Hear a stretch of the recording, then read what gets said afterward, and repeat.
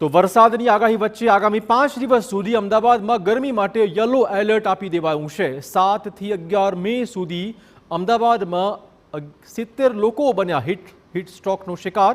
અત્યાર સુધી ઉનાળામાં કુલ 343 લોકો હીટ સ્ટ્રોકના શિકાર બન્યા છે।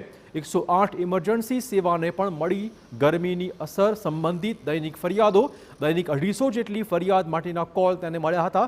હજુ પણ એએમસીના ચોપડે દૈનિક 10 થી 15 લોકો જ બની રહ્યા છે હીટ સ્ટ્રોકનો શિકાર।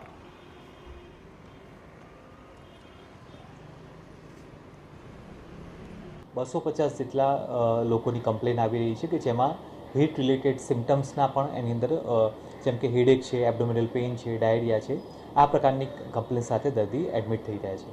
હાલમાં આ એક્શન પ્લાનના ભાગરૂપે શહેરના તમામ ગાર્ડન મોડી રાત સુધી ખુલ્લા રહે, તમામ ફુવારા છે તે કાર્યરત રહે, શહેરમાં વધુને વધુ પાણીની પરબ એસ્ટાબ્લિશ કરવામાં આવે। અને હવે સમાચાર